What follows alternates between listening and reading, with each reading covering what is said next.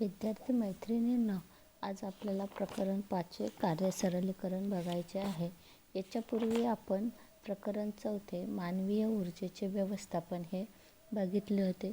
त्याच्यामध्ये मानवीय ऊर्जा म्हणजे काय, त्यानंतर ऊर्जेचे एकक कुठले आहे, त्यानंतर थकव्याचे प्रकार, मानसिक प्रयास वगैरे ह्या ज्या गोष्टी आहेत हे आपण सगळ्या बघितल्या. त्याचबरोबर थकव्यावरती परिणाम करणारे घटक असे विविध प्रकारचे जे ऊर्जाबद्दलचे जे कारणे आहेत ते आपण बघितले.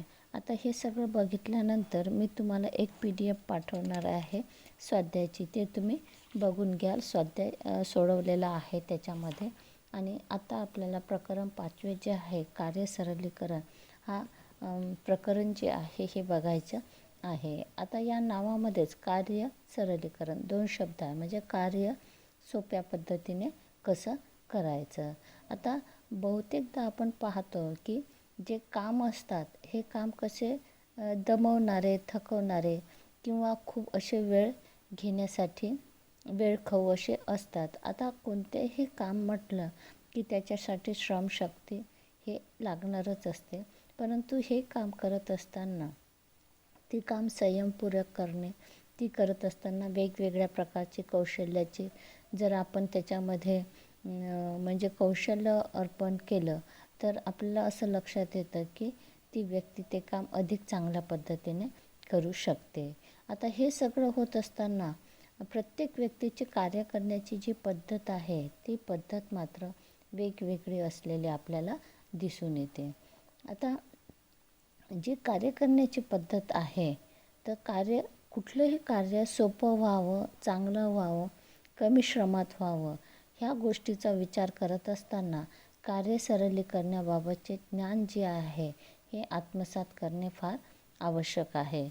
आणि कोणतंही काम करत असताना ते अधिक सोपं कसं होईल, त्या काम करण्याच्या पद्धती चांगल्या कसं होईल, त्या कामासाठी लागणारे काही उपकरणे आहे का, या सगळ्या गोष्टीचा विचार करून आपल्याला कोणतेही काम जे आहे हे काम सुलभरीतीने करता येऊ शकते.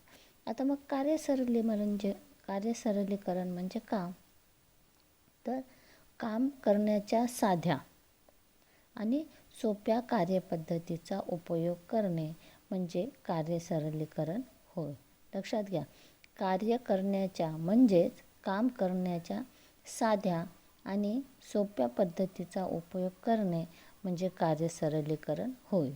याच्यामध्ये काय आहे की जे काही वेळ असते त्या वेळेमध्ये जास्तीत जास्त ऊर्जेत काम जे आहे हे काम पूर्ण करणे. लक्षात घ्या, म्हणजे जी वेळ आपल्याला दिलेली आहे त्या वेळेमध्ये जास्तीत जास्त काम जे आहे ते काम पूर्ण करणे किंवा कमीत कमी ऊर्जा किंवा वेळ वापरून दिलेले कामाचा दर्जा किंवा गुणवत्ता कायम ठेवून पूर्ण करणे हे कार्य सरलीकरणाचे महत्त्वाचे असे तत्त्व आहे.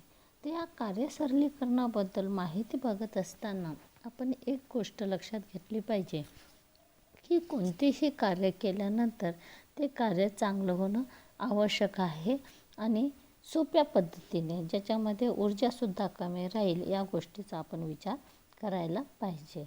आता या कार्य सरलीकरणाबद्दल विविध प्रकारच्या व्याख्या ज्या आहे वेगवेगळ्या म्हणजे शास्त्रज्ञांनी त्याच्या व्याख्या केलेल्या आहे. त्याच्यामधली पहिली जी व्याख्या आहे निकेल आणि डॉर्सी यांच्यामध्ये. आता काय आहे ही व्याख्या, ते हे काय म्हणतात की कार्य करण्यासाठी जाणीवपूर्वक शोधलेली सर्वात साधी, सोपी व कार्य करण्याची झटपट पद्धत म्हणजे कार्य सरलीकरण होय. लक्षात घ्या, निकेल आणि डॉर्सी काय म्हणतात की कार्य करण्यासाठी जाणीवपूर्वक शोधलेली सर्वात साधी, सोपी व कार्य करण्याची झटपट पद्धत म्हणजे कार्य सरलीकरण होय. आता दुसऱ्या शब्दात सांगायचे झालं तर काय सांगता येईल, कमीत कमी वेळ आणि ऊर्जेचा वापर करून काम साध्य करण्याचे तंत्र म्हणजे कार्य सरलीकरण होय. थोडक्यात सांगायचं झालं तर कोणतेही कार्य जे आहे हे कार्य सोप्या रीतीने करणे, कमीत कमी वेळेत करणे आणि ऊर्जेचा वापर करून करण्याचे जे तत्त्व आहे त्याला कार्य सरलीकरण असं म्हटलं जातं. ही व्याख्या आहे निकेल आणि डॉर्सी. त्याच्यानंतर ग्रॉस आणि कॅन्डल यांनीसुद्धा याच्या संबंधीची व्याख्या केली आहे. आता हे काय म्हणतात की कार्य सरलीकरण म्हणजे उपलब्ध वेळेत, लक्षात घ्या, कार्य सरलीकरण म्हणजे जे काही उपलब्ध वेळ आहे व शक्तीमध्ये जास्तीत जास्त काम करणे किंवा दिलेले काम पूर्ण करण्यासाठी वेळ वा ऊर्जा किंवा दोन्हीचाही कमी प्रमाणात वापर करणे म्हणजे कार्य सरलीकरण होय. तर अशा पद्धतीने निकेल आणि डॉर्सी, ग्रॉस आणि क्रॅन्डल, त्यानंतर नॉडलर या अशा विविध विचारवंतांनी कार्य सरलीकरणाचा ज्या व्याख्या आहे त्या व्याख्या सांगितलेल्या आहे. आता नॉडलर आहे, त्यानंतर गिलब्रिथ थॉमस आहे, यांनीसुद्धा या कार्य सरलीकरणाच्या वेगवेगळ्या व्याख्या केल्या आहे. याच्यामध्ये नॉडलरच्यामध्ये काय म्हणतं नॉडलर की त्याने एक विश्लेषण करून या प्रक्रियेचं कार्य सरलीकरण म्हणजे नेमकं काय हे सांगितलेलं आहे. याच्यामध्ये म्हटलं आहे अनावश्यक काम टाळणे. दुसरं आहे उर्वरित कामाचा योग्य क्रम लावणे. त्यानंतर प्रमाणित कार्यपद्धती शोधणे. चौथं जे आहे कार्यासाठी लागणाऱ्या वेळेची निश्चित प्रमाणिके प्रस्थापित करणे. तर अशा पद्धतीने कार्य सरलीकरण नॉडलरच्या मते हे 4 मुद्दे जे आहे हे मुद्दे त्यांनी सांगितलेले आहे. त्यानंतर गिलब्रथ थॉमस व क्लायमर यांच्यामध्ये कार्य सरलीकरण म्हणजे काय, तर त्यांनी सांगितलं आहे कार्य सरलीकरण म्हणजे तारतम्य भाव वापरून काम सोपे करण्याचे तंत्र होय. म्हणजे कार्य सरलीकरण म्हणजे तारतम्य भाव वापरून काम सोपे करण्याचे तंत्र होय. आता दीर्घोत्तरी जर प्रश्न विचारला कार्य सरलीकरण म्हणजे काय, तर ह्या ज्या विविध व्याख्या तुम्हाला इथे दिलेल्या आहेत याच्यापैकी 2 व्याख्या तुम्ही चांगल्या पद्धतीने पाठ करून ठेवा आणि त्या व्याख्या लिहून मग त्या प्रश्नाचं स्वरूप कसं आहे, जसं प्रश्न असाही असू शकतो की कार्य सरलीकरण म्हणजे काय आणि कार्य सरलीकरणाचे मुंडेलचे परिवर्तनाचे जे वर्ग आहेत ते स्पष्ट करा, अशा पद्धतीचा प्रश्न याच्यामध्ये असू शकतो. तर आता हे झाल्या कार्य सरलीकरणाबाबत जे विविध शास्त्रज्ञ आहे त्यांनी केलेल्या व्याख्या. त्याच्यानंतर आता आपल्याला कार्य सरलीकरणाचे महत्त्व. आता महत्त्व बघत असताना औद्योगिक क्षेत्रामध्ये वेळ आणि कार्य यासंबंधी बऱ्याचशा शास्त्रज्ञांनी अभ्यास केला आणि अभ्यास केल्यानंतर त्यांना असं आढळून आलं की काम करत असताना काही वेळा जर अनावश्यक हालचाली होत असेल आणि त्यामुळे वेळ व शक्ती जास्त प्रमाणात खर्च होते.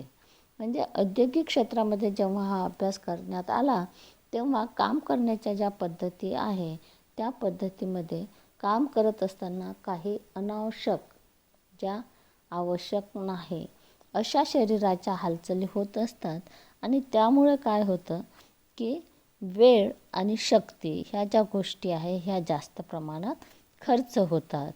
आणि दुसरी गोष्ट म्हणजे ह्या ज्या अनावश्यक हालचाली होणाऱ्या असतात ह्या टाळून कार्यपद्धती सुधारल्यास वेळ व श्रमाची बचत करणे सहज शक्य होते. त्याचबरोबर उत्पादनातही वाढ होते. म्हणजे त्यांना असं सांगायचं आहे की काम करत असताना जर शरीराच्या अनावश्यक हालचाली जर केल्या नाही तर बरेचदा कार्यपद्धती सुधारते आणि वेळ आणि श्रमाची सुद्धा बचत होते. ह्याच गोष्टी गृहकार्याच्या बाबतीतसुद्धा त्यांना दिसून आला. म्हणूनच आपण पाहतो की थकवा कमी करण्यासाठी त्या कार्य करण्याच्या नवीन नवीन पद्धती आहे त्या पद्धती शोधून काढण्यासाठी अनेक प्रयोग केले गेले आणि हे प्रयोग करत असताना अनुकूल वातावरण, कार्यक्षम उपकरणे, साधी सुलभ व लयबद्ध कार्यपद्धती, कामासाठी लागणारा वेळ व श्रम कमी करू शकतात. तर अशा पद्धतीने कार्यसरलीकरणाचे महत्त्व बघत असताना आपल्याला एक गोष्ट लक्षात येते की जर आपण अनावश्यक हालचाली टाळल्या शरीराच्या, तर होणारे कार्य जे आहे हे अधिक चांगल्या पद्धतीने होऊ शकते.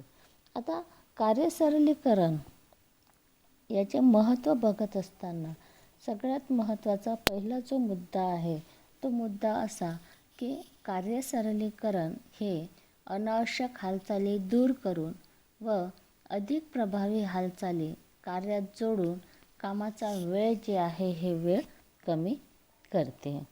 त्याच्यानंतर दुसरा मुद्दा आहे हे कामाच्या हालचाली कमी करून कार्यासाठी लागणारी ऊर्जा जी आहे ही ऊर्जा कमी करता येते. तिसरं आहे कार्य करण्याची पद्धत साधी, सुलभ आणि त्रासमुक्त असल्याने व्यक्ती थकत नाही. चौथा आहे एखाद्या विशिष्ट कामात उपयोगात येणाऱ्या स्नायूचा पद्धतशीरपणे आणि कार्यक्षमतेने उपयोग केल्याने दिलेल्या वेळेत व ऊर्जेत जास्त काम करता येते. त्यानंतर पाचवा मुद्दा आहे त्रासदायक शारीर स्थितीचे मूल्यांकन करून व त्या स्थितीचे निष्कासन केल्यास अधिक काम होते आणि सतत काम करणे शक्य होते. त्यानंतर सहावं आहे काम करणाऱ्या व्यक्तीमध्ये वेळेची जाणीव निर्माण करण्यास मदत होते. सातवं आहे काम करणाऱ्या व्यक्तीमध्ये गती अवधानता निर्माण होते. 8 यामुळे परिणामकारकतेच्या अभावामुळे येणारी निराशा कमी करता येते. 9 व्यक्ती ठराविक काम करण्याची सोपी पद्धत शिकू शकते. आणि 10 जे आहे काम करणाऱ्या व्यक्तीस स्वतःच्या काम करण्याच्या पद्धतीचे निरीक्षण व मूल्यांकन करण्याची सवय लागते. आता कार्यसरलीकरण करण्याचे हे जे महत्त्वाचे असे मुद्दे आहे तर हे मुद्दे बघत असताना याच्यामध्ये शरीराच्या अनावश्यक हालचाली कमी करणे, त्यानंतर जी काही काम करण्याची पद्धत आहे ती पद्धत साधी, सोपी आणि त्रासमुक्त करणे, अशा पद्धतीने जर काम केलं तर व्यक्ती थकत नाही.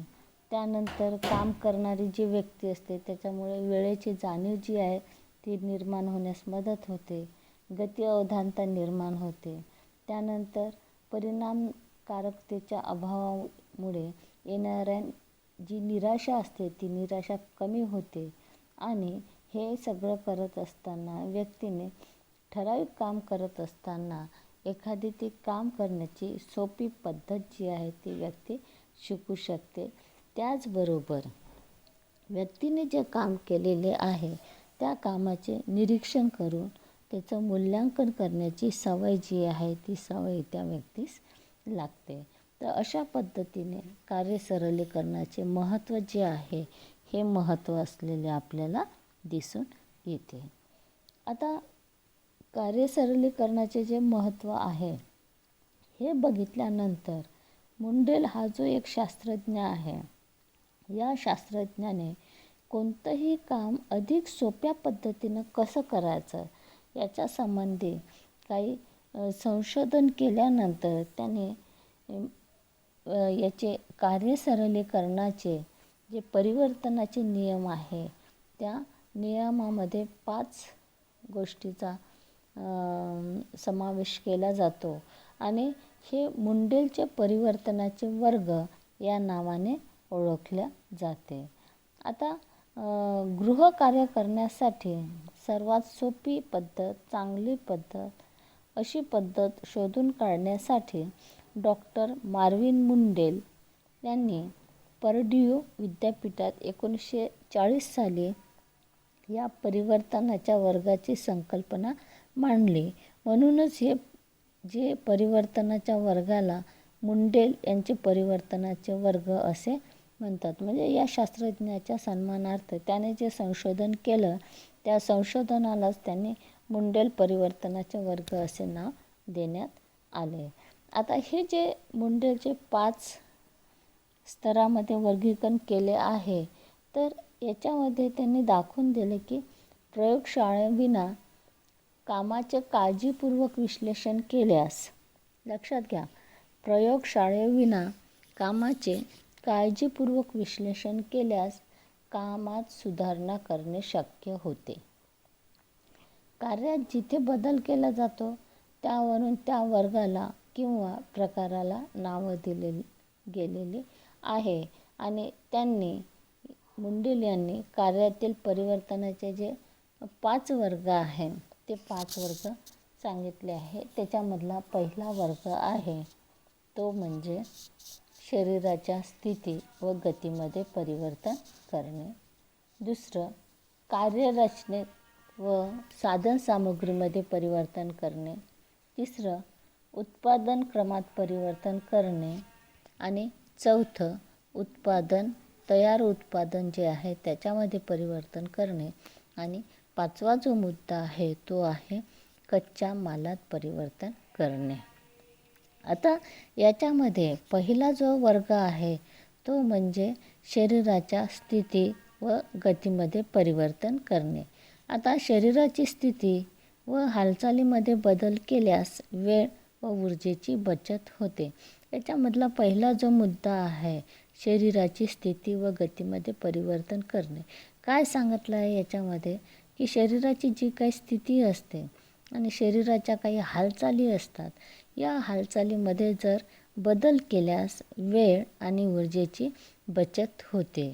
आता हे कसं करता येतं की काम करणारी जी व्यक्ती आहे त्या व्यक्तीने कामाची जी जागा असते त्याच्यात योग्य मांडणी करून घ्यावी. त्यामुळे काय होते की व्यक्तीचा शरीराच्या बहुतांश भागात विश्रांती मिळून दोन्ही हातांनी उजवीकडून डावीकडे लयबद्ध अशा हालचाली करणे शक्य होईल. आता हे जे काम आहे हे काम करत असताना जी व्यक्ती आहे, काम करणारी जी व्यक्ती आहे त्या व्यक्तीने जास्तीत जास्त चालणे टाळावे. त्यानंतर गोड्स एल्डेना, साराह फिट्झसॅम्सन यांच्या मते काय म्हटलं आहे की शास्त्रीय कार्यसरलीकरण गती मितव्ययावर आधारित असते.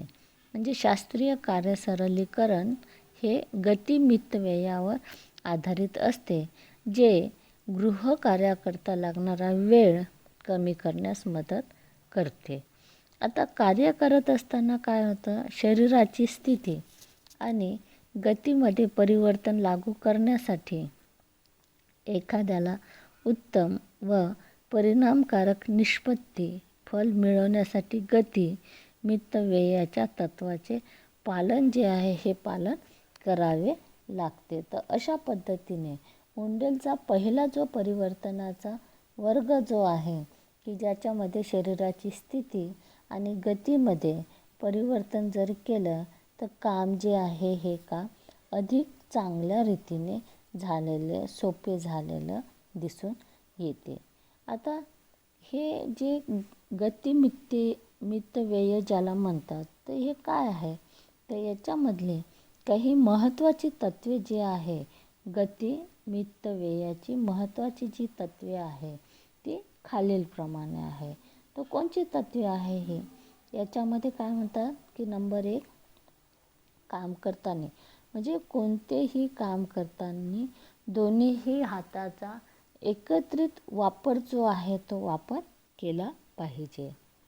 पहिलं तत्त्व. दुसरं तत्त्व काय आहे, परिणामकारक मार्गक्रमाचा अवलंब. तिसरं तत्त्व आहे हाताच्या लयबद्ध हालचालीचा वापर. चौथं तत्त्व आहे हाताच्या मोठ्या हालचालीऐवजी छोट्या हालचालीचा वापर करणे. त्यानंतर आहे काम करताना शरीर यांत्रिकीचा वापर करणे. आणि शेवटचं आहे कोणत्याही कामात कौशल्यवाढ करणे. म्हणजे काय की गती मितव्ययाची महत्त्वाची तत्त्वे जी आहे ही तत्त्वे आपल्याला खालीलप्रमाणे दिसून येतात. आणि ती म्हणजे ही जी 6 तत्त्वे आहे या 6 तत्त्वाचा उपयोग करून आपल्याला कार्य सरलीकरण जे आहे हे अधिक प्रभावीपणे करता येते. तर हा जो मुंडेलचा पहिला परिवर्तनाचा जो वर्ग आहे याच्यामध्ये शरीराची स्थिती व गतीमध्ये परिवर्तन आपल्याला अशा पद्धतीने इथे बघायला मिळालं. म्हणजे याच्यामध्ये जे विविध शास्त्रज्ञ आहे यांच्यानुसार गृहकार्यासाठी लागणारा वेळ जो आहे तो वेळ कमी करता येतो. धन्यवाद. बाकी माहिती आपण पुढील व्हिडिओमध्ये बघू.